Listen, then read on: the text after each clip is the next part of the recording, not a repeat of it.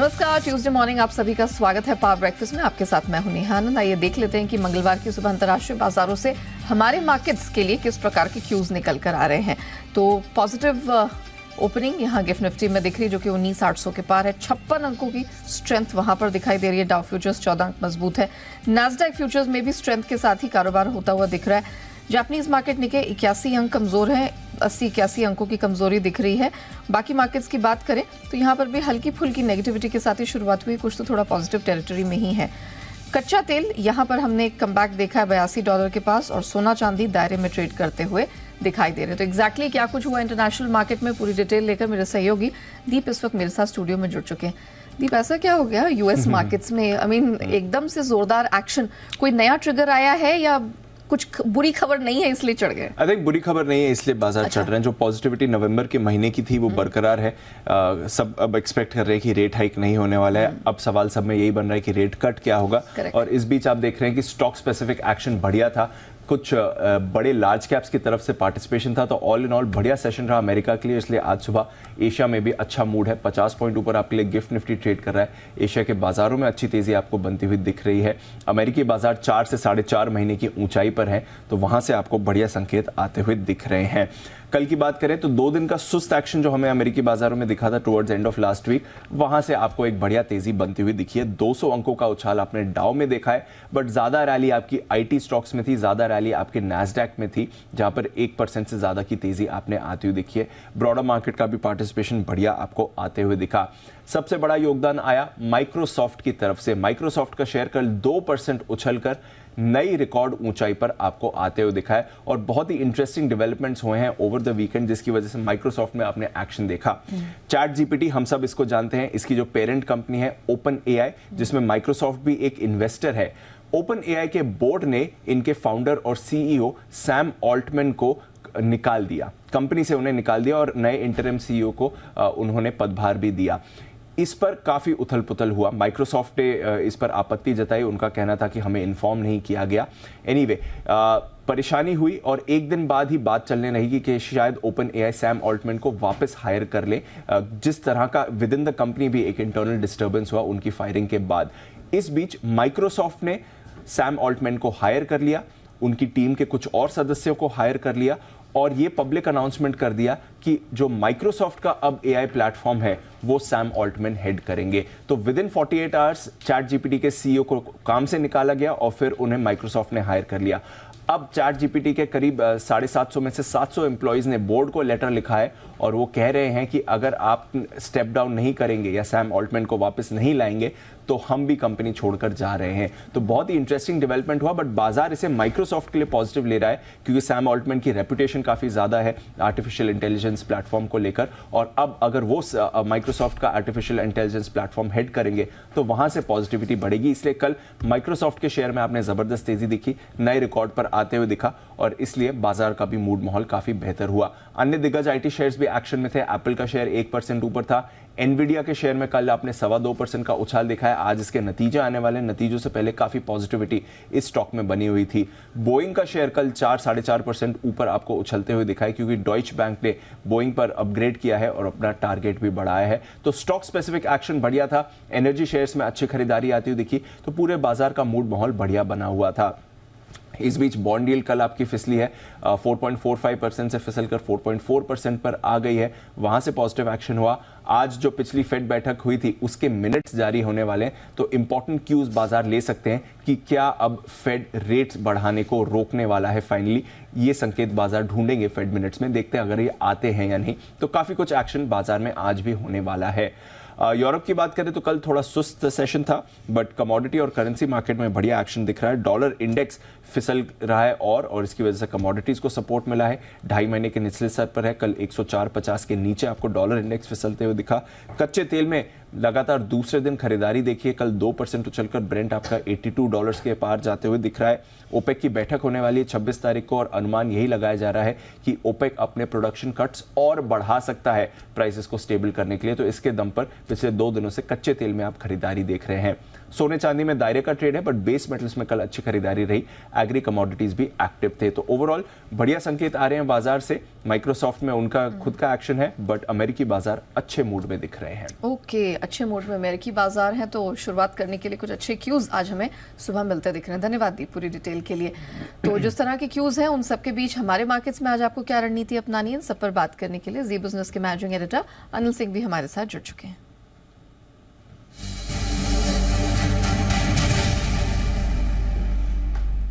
Sir morning, जिस तरह से कल हमारा प्रदर्शन था और आज जैसे क्यूज मिल रहे हैं विदेशी बाजारों से, सर कैसे तैयारी करें, क्या एक्सपेक्ट करें?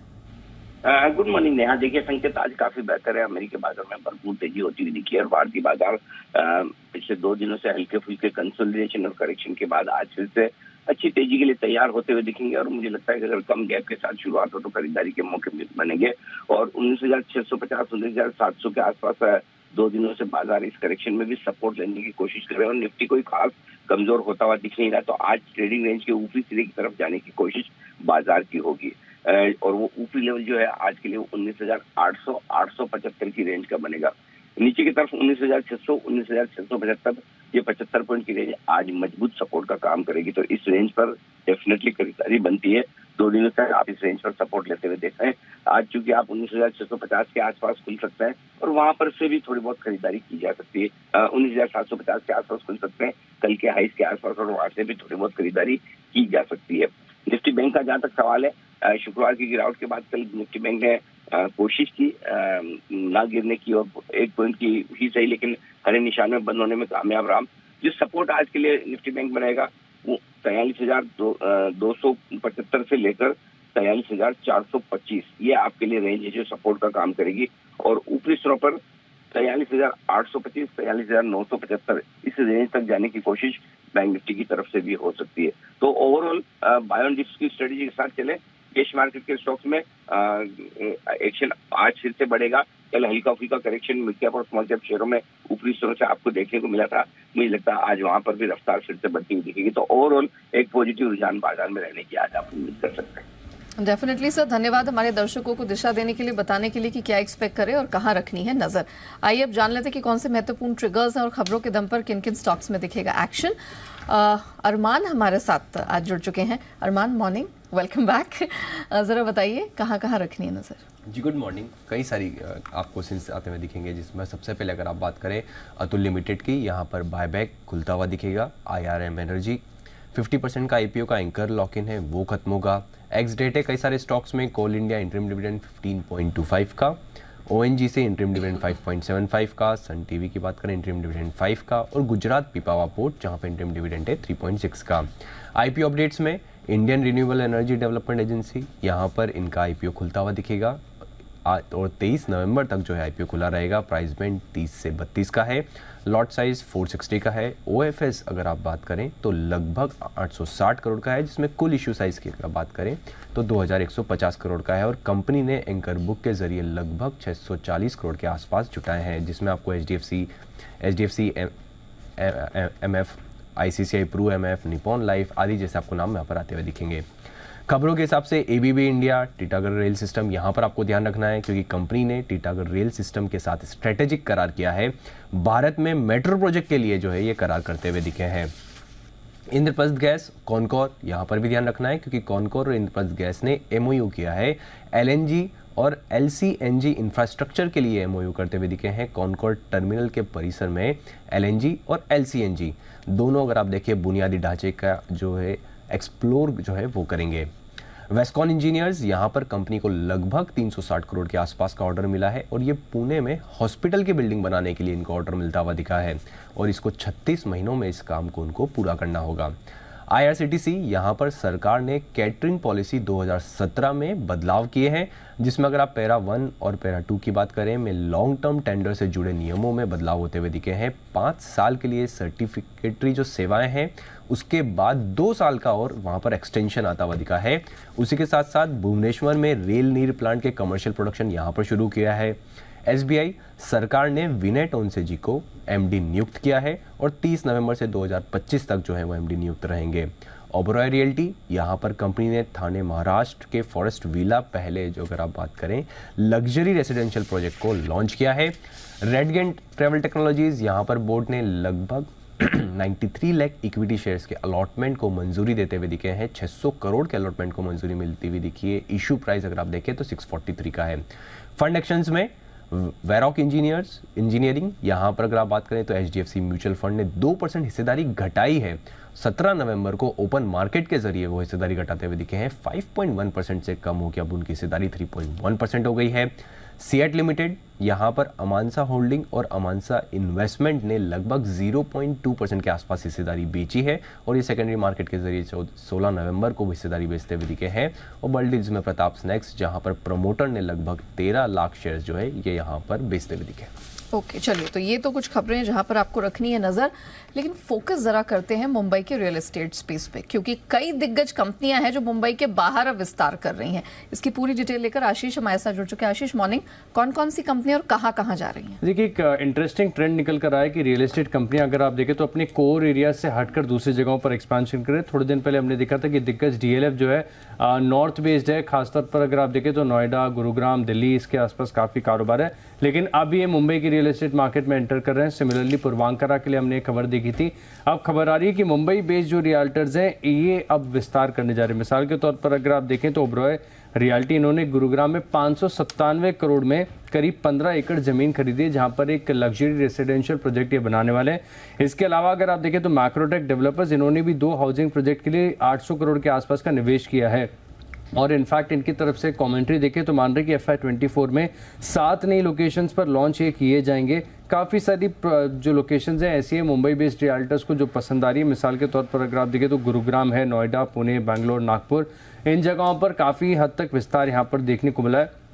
गोदरेज प्रॉपर्टी, जिनका भी अगर आप देखें तो अधिकतम कारोबार MMR के मुंबई मेट्रोपॉलिटन रीजन के आसपास है। यहाँ पर भी अगर आप देखें तो ये विस्तार करने वाले बैंगलोर, नोएडा जैसी जगहों पर और नागपुर में विस्तार करने वाले। तो एक इंटरेस्टिंग ट्रेंड हमने ऑब्जर्व करके देखा है कि जो बाहर की कंपनीज हैं जो वो मुंबई में आके विस्तार कर रही हैं, और जो मुंबई बेस्ड रियल्टर्स हैं ये अब छोटे शहरों पर भी फोकस कर रहे हैं। और वहाँ पर अगर आप देखें तो बिल्डर्स के लिए टफ कंपटीशन होगा। तो रियल एस्टेट स्पेस में काफी ज्यादा कंपटीशन बढ़ता हुआ दिखाई दे रहा है। धन्यवाद आशीष पूरी डिटेल के लिए। आइए अब एक्सपर्ट्स की राय जान लेते हैं, और आज इक्विटी मार्केट पर अपनी राय देने के लिए जाने माने मार्केट एक्सपर्ट भाविन शाह हमारे साथ शो में शामिल हो चुके हैं। भाविन जी, मॉर्निंग, बहुत स्वागत है आपका। जरा बताइए आपकी 2 बेस्ट पिक्स इक्विटी स्पेस से कहाँ से आ रही है? जी, good morning Neha ji. Yes, overall structure market का वैसे तो पॉजिटिव है। तो मेरे 2 पिक है। एक है एक अच्छे 20 डेमा का, और कल हमने देखा है कि अच्छे वॉल्यूम के साथ मोमेंटम बहुत अच्छा बिल्ड हो रहा है। तो मेरे हिसाब से भारतीय एयरटेल में खरीदारी करके चलना चाहिए। 963 के पास क्लोजिंग आई हुई है। 940 940 के स्टॉप लॉस पे 1000 रुपये तक के टारगेट के लिए बाइंग करना चाहिए। और दूसरी पिक है मेरी, वो है इंडस टावर। इंडस टावर में भी हम देख रहे हैं कि बहुत ही अच्छा मोमेंटम बिल्ड हो गया है, और ये मोमेंटम सस्टेन होगा और एक अच्छा डिसाइसिव ब्रेकआउट दिख रहा है इंडस टावर में। 192 के पास ट्रेड हो रहा है, और जैसे कि मैं कहता हूँ कि ये एक पोल एंड फ्लैग पैटर्न जैसा कह सकते हैं हम डेली चार्ट्स में। तो इसकी एक इम्प्लीकेशन बहुत ही बुलिश होती है। तो मेरे हिसाब से इसमें बाइंग करके चलना चाहिए। बहुत अच्छी मूव आए कि ऊपर में 200 और 208 तक के लक्ष्य देखने को मिल सकते हैं। नीचे में 188 के स्टॉप लॉस से खरीदारी करना चाहिए। ऑलराइट, चलिए, तो 2 बेहतरीन पिक्स। भारतीय एयरटेल 1000 के टारगेट के लिए करे खरीदारी 940 का स्टॉप लगाकर, और इंडस स्टार में 208 तक का टारगेट आपको मिल जाएगा। 188 का स्टॉप लॉस लगाना ना भूले। थैंक यू भाविन जी हमारे साथ जुड़ने के लिए, बताने के लिए कहाँ है कमाई के मौके। आइए फोकस कमोडिटी बाजार पर करते हैं, और रणनीति समझाने के लिए केडिया कमोडिटीज के अजय केडिया जी हमारे साथ शो में शामिल हो चुके हैं। अजय जी, मॉर्निंग सर, स्वागत है। पहले तो एनर्जी मार्केट पे और कच्चे तेल पे प्राइमरीली फोकस करते हैं। शॉर्ट कवरिंग का तो सपोर्ट मिला ही, लेकिन अब नया डेवलपमेंट 26 नवंबर की ओपेक प्लस की बैठक है। सुगबुगाहट है कि यहां पर उत्पादन कटौती अतिरिक्त देखने को मिल सकती है। तो अब जरा बताइए, $82 के पास है क्रूड, आज क्या करना है? वेरी गुड मॉर्निंग जी। डेफिनेटली देखा जाए तो 2 इंपॉर्टेंट फैक्टर पिछले 2 दिन में डेवलपमेंट हुआ। पहले तो टेक्निकली मार्केट काफी सीवियरली ओवरसोल्ड जोन में था, जिसके चलते थोड़ा भी अगर पॉजिटिव न्यूज आता तो उसका एक पॉजिटिव असर पड़ता, जो कल के सेशन में हमने आते ही देखा। ओपेक से भी प्रोडक्शन कट है वो एक्सटेंडेड रहेगा। साथ में चाइना ने जो स्टेप्स लिए थे प्राइम रेट के ऊपर या इकोनॉमी में स्टिमुलस की पहले से घोषित कर रहा है, ये भी प्राइस को सपोर्ट कर गया है। कल की जो शॉर्ट कवरिंग है आज भी कंटिन्यू होती हुई दिखाई देती है। 6500 के पुल बैक पे लेके चलिए, 650-80 का स्टॉप लॉस रखिए, 6650 तक का टारगेट देखने को मिल सकता है। बाकी 26 तारीख की जो अपडेट आएगी ये आई थिंक मार्केट में एक नई जान दे सकता है कच्चे तेल में, जो आगे भी सपोर्ट करता हुआ दिखाई देगा। एंट्री करनी है 6650 का टारगेट, एक बार स्टॉप लॉस रिपीट करेंगे अजय जी? 6500 पे लेना है, 6380 का स्टॉप लॉस रहेगा और 6650 का टारगेट रहेगा कच्चे तेल। ठीक है, वेरी वेल।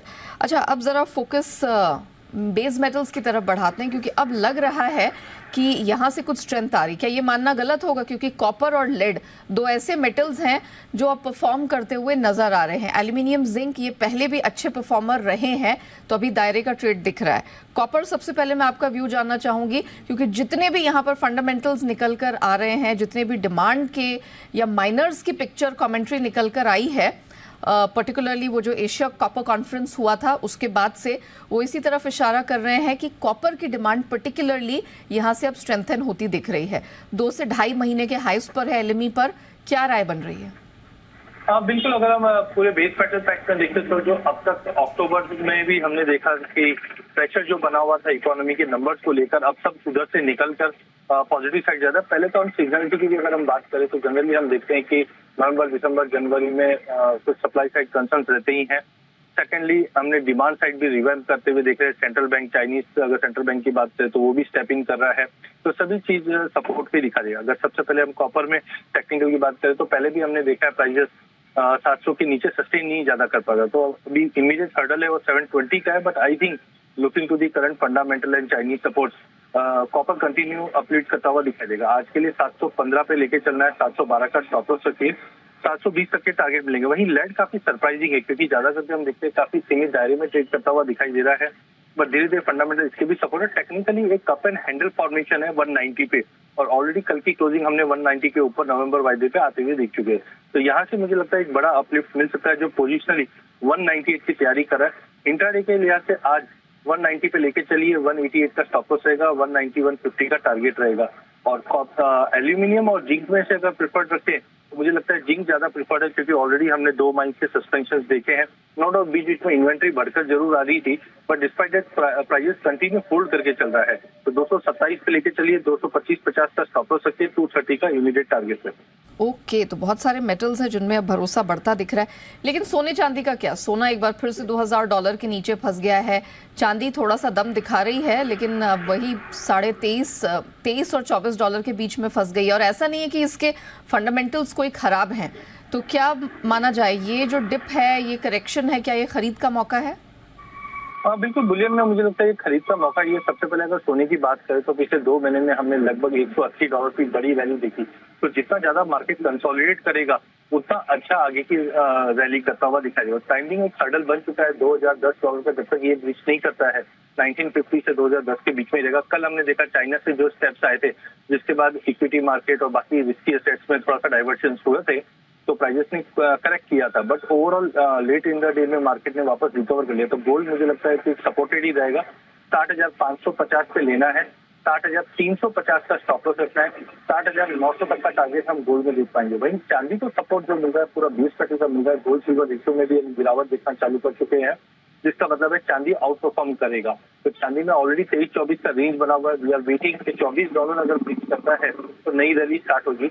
डोमेस्टिक मार्केट पे भी हम देख रहे हैं कि 72-73,500 का एक ब्रॉडर रेंज बन चुका है। आज के लिए 72,400 पे बाय करना है, 71,900 का स्टॉप लॉस रहेगा, 73,000 का टारगेट चांदी में लेकर चल सकते हैं। एंट्री प्राइस क्या कही आपने? चांदी में 72,400 पे लेके चलना चाहिए। ओके, अच्छा, अब नेचुरल गैस पर भी व्यू दे दीजिए। अच्छा खासा ऊपर चल रही थी कमोडिटी, लेकिन $3 के नीचे फिसली। अब एक महीने के लोस पर इंटरनेशनल और घरेलू बाजार दोनों में है, तो बॉटम बन गया है या फिर अभी और स्लाइड बाकी है? मुझे लगता है नेचुरल गैस में रिसेंटली जो यूके में तूफान आया था, जिसकी वजह से प्राइसेस को अपलिफ्ट मिला था। विंटर्स में डिमांड जरूर बढ़ती है, बट अगर हम इन्वेंट्री लेवल देखें तो काफी एलिवेटेड लेवल थे। तो मुझे लॉन्ग टर्म थोड़े ज्यादा बुलिश नहीं लग रहा हूँ, अनलेस अनटिल कुछ सप्लाई कंसर्न्स नहीं होते। तो आई थिंक प्राइसेस थोड़ा टेक्निकली बाउंस कर सकता है, बट सस्टेनेबल नहीं रहेगा। ऑलरेडी विंटर्स के लिए जितनी इन्वेंट्री होनी चाहिए वो हो चुकी है। तो आई थिंक एक टेक्निकल बाउंस अगर 248-250 तक मिलता है तो शॉर्ट टर्म के लिए भी बेच के चलिए। नीचे में 238 का लेवल इमीडिएट टारगेट अगर ये टूटता है तो फर्दर स्लाइड डाउन देख सकते हैं। ओके, चलिए, thank you so much Ajay ji हमारे साथ जुड़ने के लिए और पूरे नॉन एग्री कमोडिटी मार्केट पर अपनी राय दर्शकों के सामने रखने के लिए। आइए बढ़ते एफआईआर यानी एफआईआई इन्वेस्टमेंट रिपोर्ट्स की तरफ और जान लेते हैं कि फॉरेन ब्रोकरेज की नजर आज कहां पर है। तो फॉरेन ब्रोकरेज की नजर एकमात्र टाइटन पर है। ये सीएलएसए की तरफ से रिपोर्ट आई है, जो खरीदारी की अपनी पोजीशन है बरकरार करके चले हैं, लेकिन इन्होंने टारगेट बढ़ाया है। पहले 3,948 था, बढ़ाकर नया लक्ष्य कर दिया है 4,029 का। इसी के साथ पावर ब्रेकफास्ट को हम यहीं रैप अप करते हैं, लेकिन बने रहिएगा जी बिजनेस के साथ।